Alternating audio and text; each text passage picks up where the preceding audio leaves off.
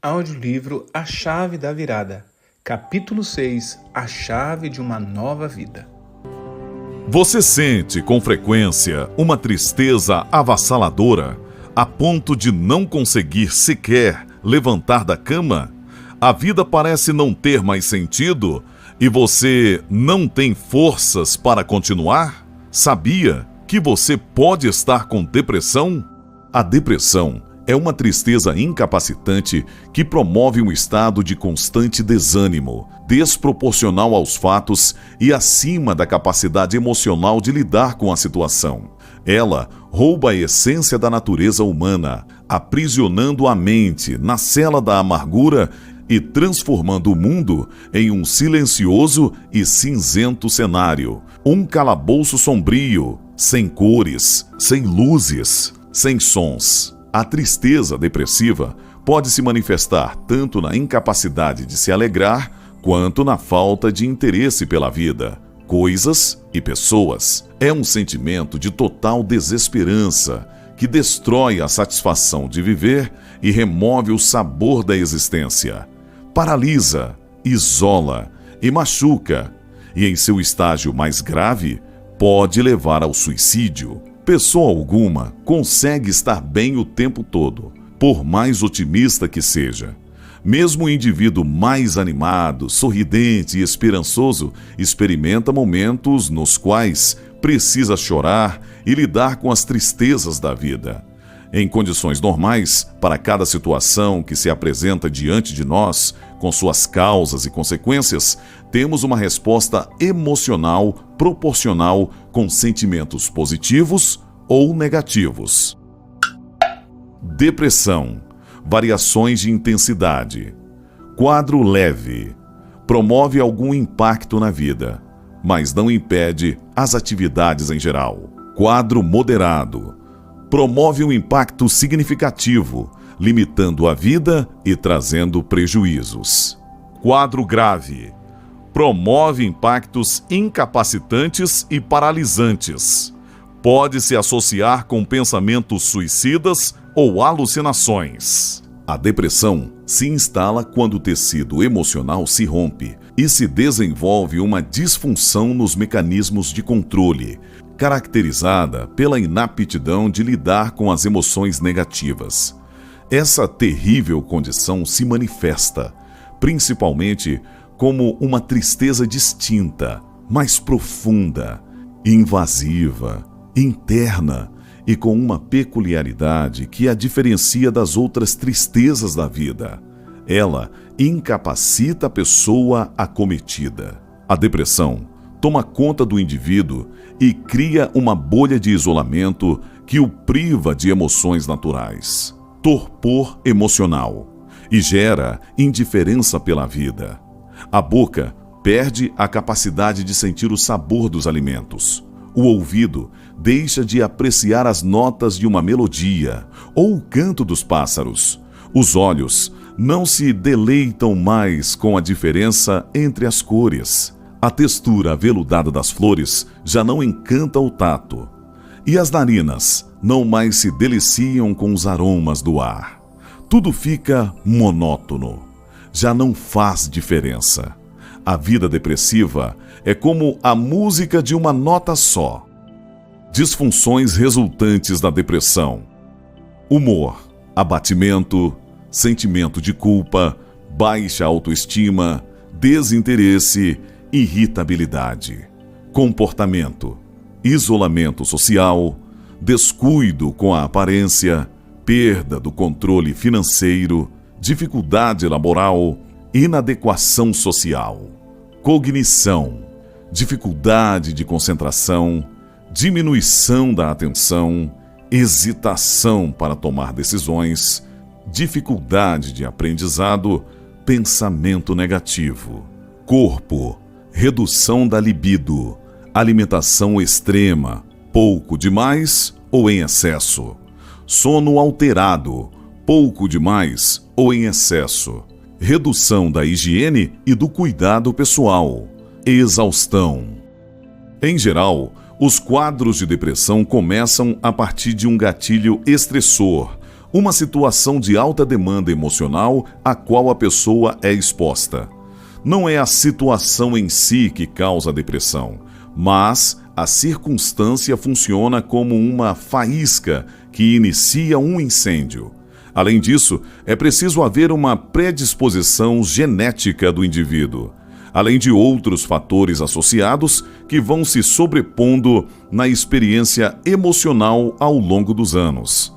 Nas diferentes faixas etárias, somos mais ou menos suscetíveis a diferentes tipos de gatilho.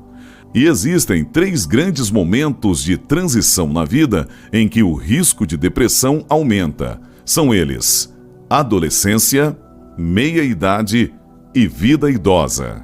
Fases de transição na vida: adolescência, saída do ninho, afastamento da família, transição para a vida adulta. Meia-idade, ninho, vazio, mudanças hormonais, transição para a vida idosa. Vida idosa, aposentadoria, redução de atividades sociais, reflexões sobre a morte. Principais gatilhos por fase de transição: adolescência, conflito familiar, uso de drogas, perda dos pais, bullying, abuso. Meia-idade, frustração profissional, perdas sentimentais, tragédias familiares, problemas financeiros, infertilidade. Vida idosa, doenças, perda do cônjuge, perda de amigos, limitações físicas, isolamento social. A síndrome do depois. Um dos aspectos mais sombrios da depressão é o desinteresse, pois ele paralisa a vontade. Quando perdemos o interesse por algo, simplesmente não temos mais motivação alguma pelo resultado. Tanto faz, porque não nos interessa. Esse desinteresse generalizado nos afeta ao desenvolver um quadro de procrastinação. A procrastinação é o ato de adiar uma tarefa sem que haja uma razão específica para isso. No caso da depressão, o desinteresse é a mola mestra da procrastinação. Superando a depressão. A depressão é uma doença multifatorial, ou seja, causada por diversos fatores, que envolve o indivíduo como um todo. Por isso, a fim de se reverter o quadro, é necessária uma abordagem igualmente múltipla em diferentes aspectos. Além disso, diferentemente de outras situações em que a força de vontade, a disciplina e a organização do indivíduo em seguir um tratamento são fatores determinantes para a cura. Nesse caso, será necessário o apoio de outras pessoas para o tratamento, uma vez que a depressão causa o desinteresse da pessoa afetada a respeito de sua própria cura. Pelo fato de o desinteresse se associar ao isolamento social, a falta de cuidado pessoal e a procrastinação, as pessoas depressivas são injustamente estigmatizadas como gente que não quer ser ajudada, que não se cuida, que não se esforça ou que não tem força de vontade. Caso a obesidade esteja associada, a situação se torna mais estigmatizante ainda. A ideia de que a obesidade é um problema de desleixo e de falta de força de vontade é reforçada pelas características da depressão. Isso faz com que as pessoas se afastem ainda mais do depressivo e que lhe seja mais difícil pedir ajuda. Em vista disso, é necessário que fiquemos atentos aos sinais e à sua progressão, especialmente a mudanças de comportamento. A seguir, apresentamos um passo a passo para superar a depressão. 1. Busque ajuda. Buscar ajuda é o primeiro e mais importante passo. Como vimos, a depressão é uma doença que distorce o entendimento e a vontade, pois se trata de uma doença incapacitante. Quando estamos imersos nela, não temos a percepção normal das coisas, e tanto o senso de julgamento quanto os mecanismos de motivação são alterados. Assim, uma pessoa externa ao problema será de fundamental importância para ajudar nos passos necessários. Pode ser o cônjuge, os pais, um filho, um parente, um amigo, um colega de trabalho, alguém da igreja e, em casos especiais, até mesmo uma pessoa não diretamente ligada, como um voluntário de um grupo de apoio ou alguém assim. O importante é que haja apoio, pois haverá muitos momentos em que a pessoa com depressão simplesmente não fará o que precisa ser feito, conforme explicado antes. 2. Passe por uma avaliação profissional. O ponto de partida deverá ser a avaliação com um psicólogo. O profissional de saúde mental fará a avaliação inicial e confirmará o diagnóstico de depressão, além de classificar a gravidade do quadro. Isso é importantíssimo, haja vista que quadros mais graves exigem uma intervenção médica desde o início e estão sujeitos ao risco de suicídio. Além disso, o psicólogo poderá orientar sobre as diferentes opções de tratamento e acompanhar a evolução do caso. Em quadros leves, na maioria das vezes, com a ajuda de alguém e apoio familiar, será possível reverter a situação apenas com medidas comportamentais de estilo de vida, sendo que a terapia é sempre bem-vinda quando possível. Em quadros moderados, será imprescindível o suporte da psicoterapia, além das medidas comportamentais que deverão estar sempre presentes. Em alguns casos selecionados, será necessário também a intervenção médica, preferencialmente, mas não exclusivamente, de um psiquiatra. Em casos graves, será imperativo o acompanhamento de um psiquiatra, juntamente com os demais aspectos do tratamento, psicoterapia e medidas comportamentais. 3. Invista na socialização. O isolamento social é a marca mais estigmatizante da depressão. É o grande paradoxo clínico da doença. A contradição entre a necessidade de estar com outros e a falta de vontade de fazê-lo. O indivíduo depressivo se isola cada vez mais e não quer ver outras pessoas ou participar de atividades sociais. Não sente mais alegria ou prazer em estar junto com outros. E isso machuca tanto a pessoa com depressão quanto quem gosta dela. Dessa forma, o isolamento retroalimenta a própria depressão e afasta ainda mais a pessoa. Por outro lado, não é incomum que pessoas que convivem com o indivíduo depressivo percam a paciência com o comportamento antissocial dele e contribuam para isolá-lo ainda mais. Na maior parte das situações, por puro desconhecimento do que é a depressão. Portanto, o pensamento-chave aqui é: não adianta forçar a barra. A pior coisa a ser feita, e que infelizmente acontece quase sempre, é os amigos e familiares forçarem a socialização da pessoa, arrastando-a para situações de convívio social, como uma forma desesperada de ajudar.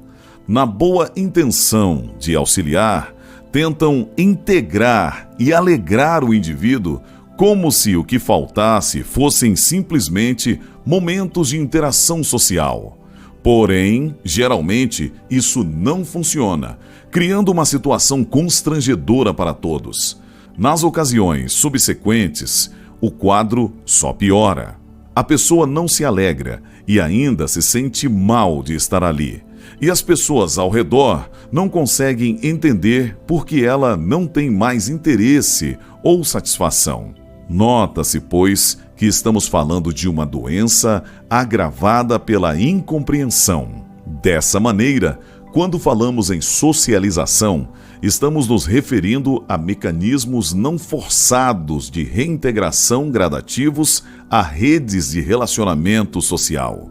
Isso pode ocorrer algumas vezes até em grupos de pessoas desconhecidas, uma vez que, geralmente, não há ali, entre aspas, a obrigação de parecer feliz. A pessoa com depressão tem duas características emocionais fortemente presentes: tristeza e desinteresse. Sendo assim, tudo que ela não quer é ter que parecer feliz diante das pessoas queridas e amigas, pois isso tem um custo emocional altíssimo. Às vezes, um pequeno período de redução das atividades sociais nesses grupos é até benéfico. Por outro lado, a pessoa precisa de alguma interação social, livre da necessidade de aparências, para estimular seu tecido emocional a reagir.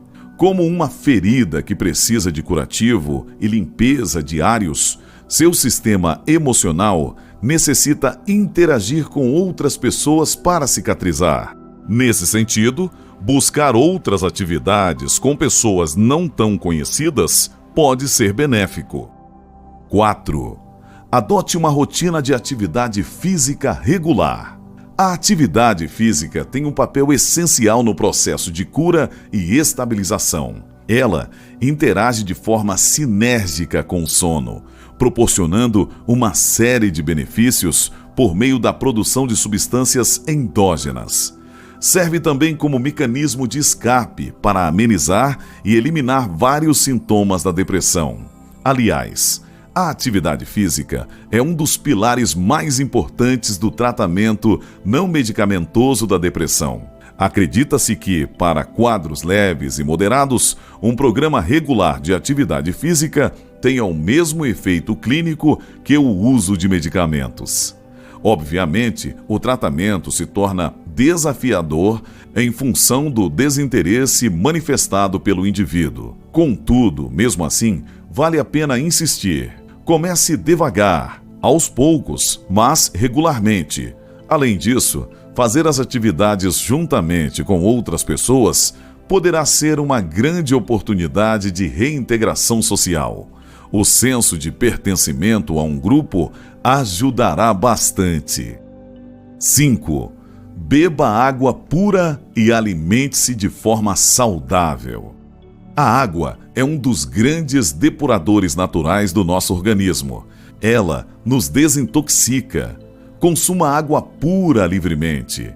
Crie o hábito de se programar ao longo do dia para tomar vários copos de água. Se não houver alguma restrição médica, ou seja, doenças renais, por exemplo, procure tomar entre 2,5 a 3 litros de água pura por dia.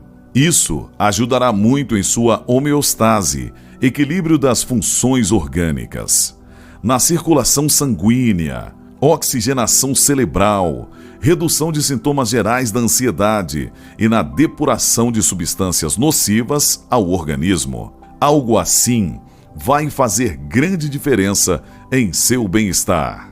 Da mesma forma, elimine o consumo do trio bomba: álcool, açúcar e cafeína. Retire completamente essas substâncias de sua vida. Invista em frutas, legumes e vegetais. Consuma castanhas e outros alimentos leves e saudáveis. Procure se abster ao máximo de tudo que é artificial ou processado. Fazendo isso, você vai sentir seu corpo mudar e reagir positivamente aos novos hábitos. 6. Comece um plano de higiene do sono. O sono é o mecanismo reparador de nossa mente e atua não apenas na saúde emocional, mas também em vários outros aspectos do nosso bem-estar, incluindo, por exemplo, o metabolismo e a imunidade. No caso da depressão, poderá haver quadros de insônia mais difíceis de contornar, os quais exigirão auxílio de medicamentos, sempre sob orientação e acompanhamento de um médico. 7. Pratique um hobby. Hobby é uma palavra que vem da língua inglesa e significa uma atividade realizada regularmente nas horas de lazer, ou seja, um passatempo. 8. Tenha um animal de estimação. Animais de estimação trazem uma sensação de segurança e o senso de compartilhamento. Cuidar de um animal desenvolve o sentimento de ser útil e necessário, algo importante para todos nós, mas muito mais para as pessoas com depressão. O animal de estimação se torna uma companhia, desenvolve um amor incondicional, inspira o senso de utilidade, combate o desinteresse, desperta sorrisos, não julga e não faz exigências. Pode ser uma excelente alternativa para complementar o tratamento da depressão. 9. Exponha-se controladamente à luz solar. A exposição ao sol está diretamente ligada à melhora do nosso humor, contribuindo também para a saúde mental. Ao longo do dia, a luz do sol aumenta a produção de serotonina, hormônio conhecido por melhorar o humor e ajudar a manter a concentração, além de afetar positivamente o estado de alerta e o metabolismo. Por outro lado, em locais que recebem pouca luz solar em certos períodos do ano, em função de sua posição geográfica, existe a chamada depressão sazonal, bem conhecida dos médicos. A maneira mais simples e segura é uma exposição intencional e controlada de 15 minutos por dia para as pessoas de pele mais clara e 30 minutos por dia para as pessoas de pele mais escura, se possível, no horário de maior incidência solar, entre as 10 e 16 horas. Se não for possível nesse horário, ou se a região for muito quente, o banho de sol pode ser tomado em outro momento, de preferência pela manhã. O importante é manter uma exposição diária regular. 10. Desenvolva a espiritualidade. Todos nós temos necessidades espirituais íntimas e profundas. Por alguma razão, como humanidade, fomos deixando isso de lado e relegando a um segundo plano. A espiritualidade, o contato com o sagrado e a reverência ao poder divino proporcionam paz e quietude, desaceleram a mente, acalmam o coração e produzem serenidade. Uma experiência espiritual autêntica desenvolve a saúde e fortalece a resiliência. O senso de pertencimento a uma comunidade espiritual é um fator importante de desenvolvimento emocional. 11. Faça terapia. A psicoterapia, ou simplesmente terapia, é uma forma de tratamento baseada na relação entre o profissional de saúde, o terapeuta e o paciente, a partir de diferentes técnicas e abordagens para promover o autoconhecimento, a solução de conflitos e a melhora da saúde mental. Quando existem questões profundas a ser trabalhadas em nossa vida, isso se reflete na regulação emocional e, consequentemente, em nosso pensamento, comportamento e em nossas relações sociais. A terapia ajuda no enfrentamento dessas questões e na construção de possíveis soluções, da mesma forma que contribuirá para uma melhor regulação emocional. 12. Procure um psiquiatra. O psiquiatra é o médico especializado em saúde mental, que tem um papel muito importante quando os quadros de depressão são moderados e especialmente nos casos graves. A intervenção médica se faz absolutamente necessária quando há necessidade do uso de medicamentos no tratamento. Além disso, o psiquiatra atuará em conjunto com outros médicos, como clínicos gerais, cardiologistas, endocrinologistas ou geriatras, conduzindo o tratamento médico sob os múltiplos aspectos necessários, pois é bastante comum que a depressão esteja associada com outros quadros clínicos. 13. Use medicamentos quando necessário. Em alguns casos, por orientação médica, será necessário o uso, ainda que temporário, de substâncias que ajudarão você a passar pela fase da recuperação. Pense nos medicamentos como anjos da guarda. Eles estão ali para proteger sua mente, ajudá-la a manter o ritmo correto e apoiar você diante de situações que podem sair do controle. Não há nada de errado, nem há razão alguma para ter vergonha disso. Sempre que indicados por um médico de confiança, os medicamentos serão apenas mais uma das ferramentas que ajudarão você a superar a depressão. O que não pode ocorrer, em hipótese alguma, é o uso de medicamentos sem supervisão médica, ou mesmo o consumo descontrolado que leve à dependência. Por isso, é importante reforçar: procure sempre um profissional de confiança e competente. A chave da virada.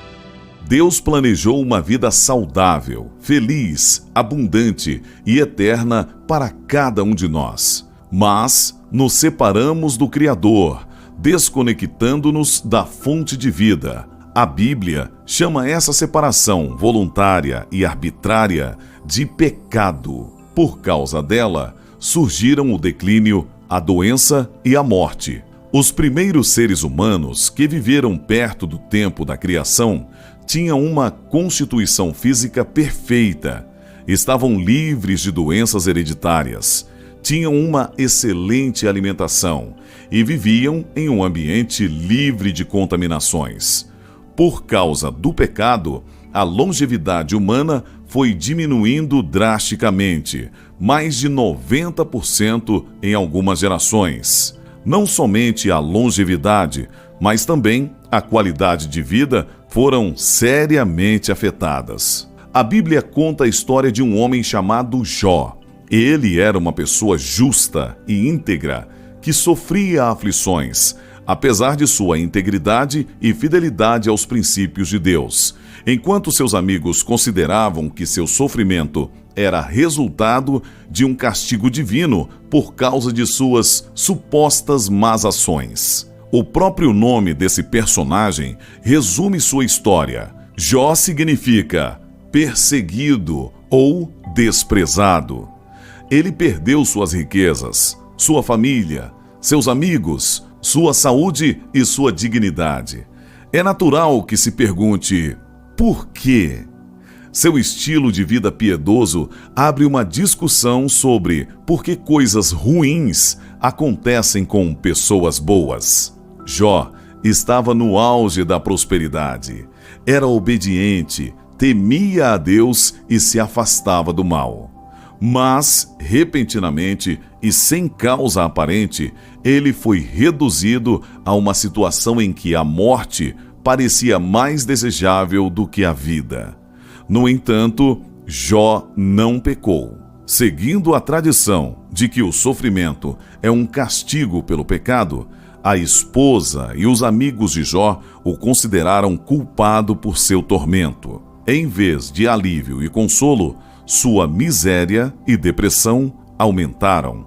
E Jó chegou a pensar que Deus o havia esquecido e não se interessava mais por ele. Apesar de tantas tragédias em sua vida, a paciência e fidelidade de Jó reafirmam a justiça de Deus em seu tratamento com os seres humanos e refutam a ideia de que o sofrimento seja uma retribuição divina por um mau comportamento humano.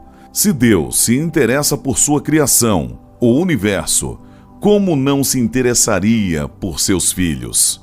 Por fim, Deus aparece a Jó, faz diversas perguntas a ele e o abençoa. Por meio de sua experiência, que permitiu que ele obtivesse um entendimento mais profundo sobre Deus e sua maneira de interagir com a humanidade, Jó chegou a compreender o imenso poder e a sabedoria do Criador.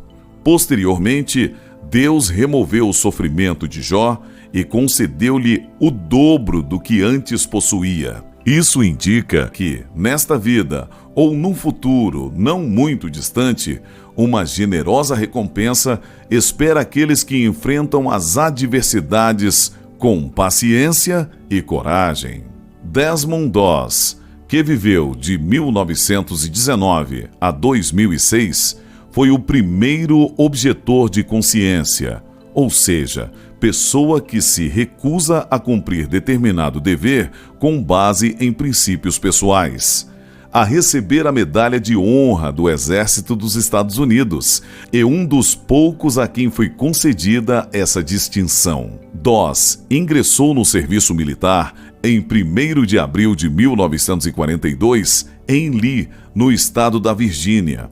Por causa de sua fé adventista, ele se recusou a matar soldados inimigos ou a carregar armas, embora estivesse disposto a servir de outra maneira. Isso lhe rendeu zombarias de seus pares e punição de seus superiores. Doss serviu com seu pelotão em 1944 em Guam e nas Filipinas.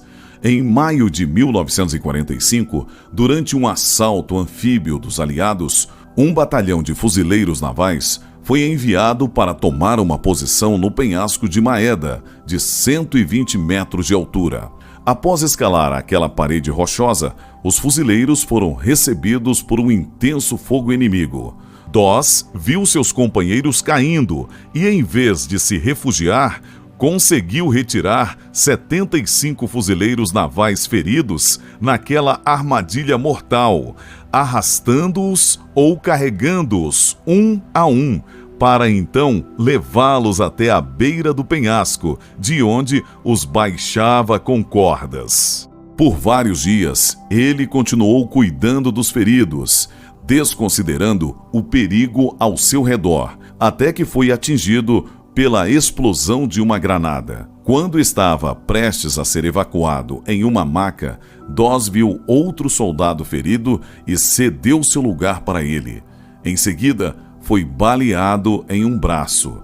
Incapaz de permanecer de pé e sem ter ninguém para ajudá-lo, ele usou um rifle para imobilizar o braço e se arrastou até o hospital de campanha. Mesmo para aqueles que haviam zombado dele, Doss se tornou um símbolo de coragem e determinação. Em 1946, ele contraiu tuberculose, perdeu um pulmão e 5 costelas. Em 1976, por causa do excesso de antibióticos, ficou surdo e foi considerado deficiente físico.